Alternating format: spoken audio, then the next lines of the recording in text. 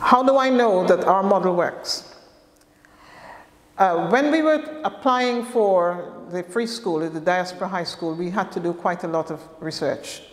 And we looked at the evidence of models that worked in various parts of Europe, the United States, etc., to see which was the best model for us and juxtapose that with our own experience.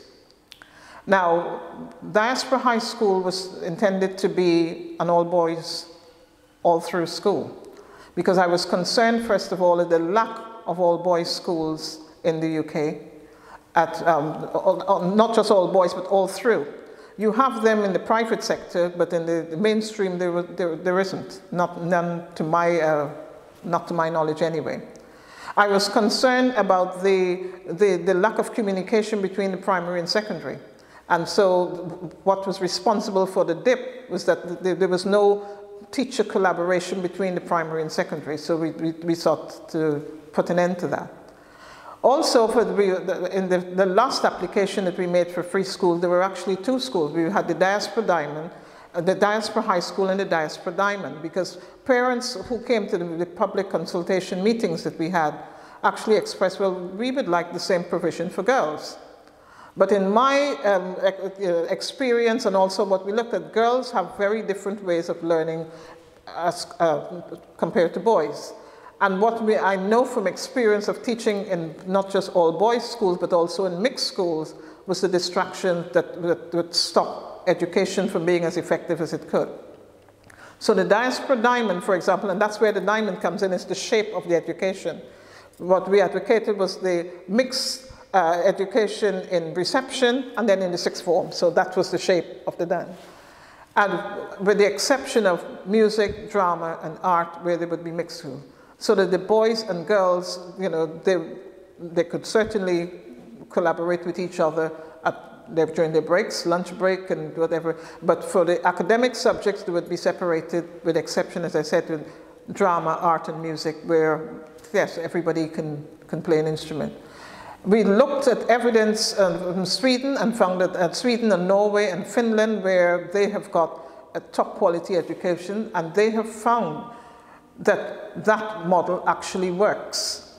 I know that the Department of Education was resistant to it, but were we given the chance to go ahead, that was exactly what we were going to advocate, because when we put it to the parents were 100% supportive of the diamond structure. So that their children were able to concentrate on their subjects, you know, without the distraction that you get, particularly from around the end of year 7 up to, well, right throughout the rest of school. But also you find that it also would give the boys and girls a chance to develop without feeling that they were being compromised by, you know, how they were being assessed by the opposite sex. So particularly with girls, I've seen in some schools where, and this is some of the chain academy schools, where they have just introduced girls into what used to be a boys' school.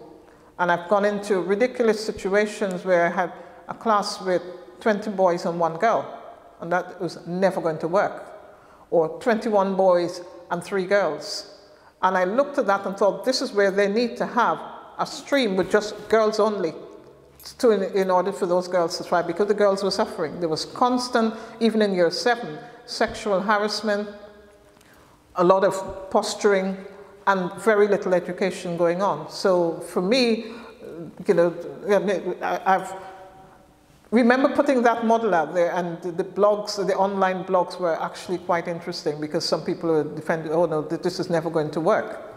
But we did a lot of research, and you know, when you are dealing with it yourselves and you know how to deal with it, for me, my vision is quite clear as to how it would work. Some people don't share that ideology, but for me, but as a school gets larger, certainly the diamond structure should kick in to give each child a chance to excel and do their best. You have very traditional subjects. You know, some people have a very traditional idea of what boys should be doing and what girls should be doing. I don't have that. If a girl wants to be a mechanic, she must be able to do so and have that training without boys saying, what are you doing? This is a boy's subject, this is a male subject. If a boy wants to do fashion, that's absolutely fine. A lot of the top designers are men.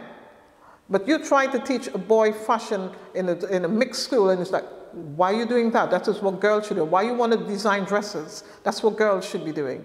So again, it's giving them the opportunity and exposing them to models in the world of work that they can see like themselves, that be like themselves, that would give them that opportunity, thinking, yeah, yes, this person has been, I can do it too. And there's nothing wrong with being a pilot as a girl, and wanting to aspire to fly Virgin or have your own airline company or whatever.